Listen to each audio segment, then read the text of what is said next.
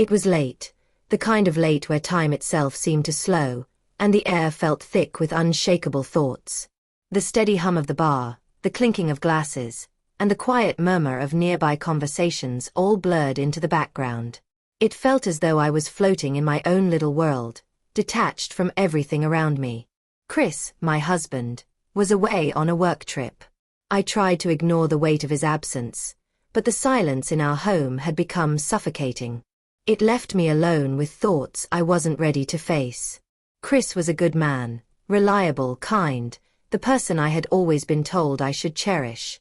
And yet, something had shifted. A space had grown between us, an ache I couldn't quite define. The passion we once shared had faded into a distant memory, something I had foolishly assumed would always be there. We weren't lovers anymore, not really.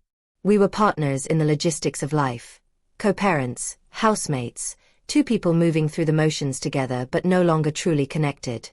I had ignored the small signs of distance for months, but they were becoming impossible to overlook. I wasn't supposed to be here, alone in a dimly lit bar, a half-empty glass of Cabernet in my hand. But the silence of our apartment had become unbearable. It was as if all the questions I had pushed away were finally catching up to me. Was this it? Was this what marriage was meant to feel like? Or was I just too selfish to admit that I needed something more? Before Chris, I had been different. I had been wild, impulsive, filled with fire. Late-night conversations with strangers, spontaneous road trips, reckless decisions that made me feel alive, that had been my world. But somewhere along the way, I had buried that part of myself, trading excitement for stability, unpredictability for security. I told myself it was what I wanted, that it was worth it. And yet, here I was, wondering if I had lost myself along the way. The sound of approaching footsteps pulled me from my thoughts. I looked up, startled. A man had stopped beside me, tall, broad-shouldered, with dark eyes that seemed to pierce through the space between us. He had a presence that didn't need words to command attention, something quietly magnetic, and maybe even dangerous. "Mind if I sit here?" His voice was deep, a little rough, like it carried stories I'd never hear. I didn't answer immediately, but I gestured toward the seat. He sat down with an effortless ease, unhurried, unbothered, as if he had all the time in the world. The moment he settled in, something shifted. The air between us felt heavier, charged with something unspoken. His gaze lingered on me a second longer than necessary, and my heart stuttered in response. We didn't speak right away.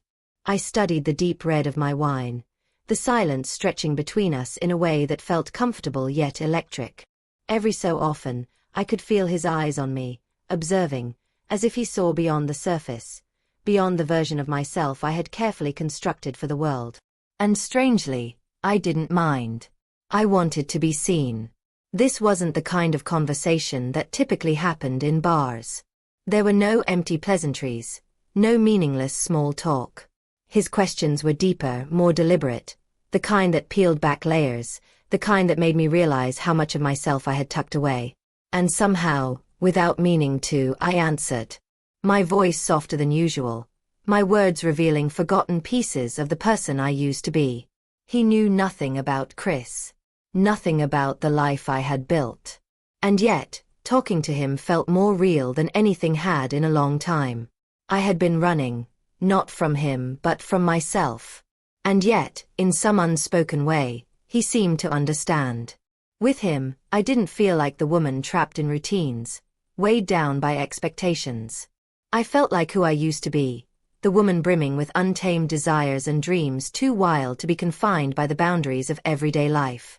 His hand brushed against mine, a fleeting touch that sent a sharp jolt through me. It shouldn't have felt so intimate, so personal. But it did.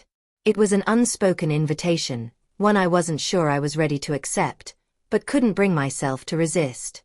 In that moment, there was no guilt, no second-guessing. The only thing that existed was the heat between us, the way the air crackled with energy every time he leaned just a little closer. His scent, warm, intoxicating, wrapped around me, and suddenly, I realized how starved I had been. Starved for something real. something that made me feel alive. Something that reminded me I was more than the roles I had been playing. I didn't want to stop. I didn't want to think about what it meant, what it could lead to. I only wanted to hold on to the way he made me feel, the way he saw me. So when he asked me to come back to his apartment, I didn't hesitate. It was reckless. It was dangerous. A part of me whispered that I should walk away. But I didn't. I followed him through the crowded streets, my mind a swirling mix of guilt and exhilaration, emotions I couldn't begin to untangle. The elevator ride stretched on forever, thick with unspoken tension. And yet, there was something undeniably comforting in his presence, something that made it impossible to turn back. I was drawn to him, pulled towards something unnamed, something irresistible. By the time we reached his apartment, I wasn't fighting it anymore. The door clicked shut, and I felt his hands on me, tentative at first, as if testing the waters. But my body responded instinctively, betraying any lingering doubt. His fingers traced the curve of my jaw, his thumb brushing over my lips.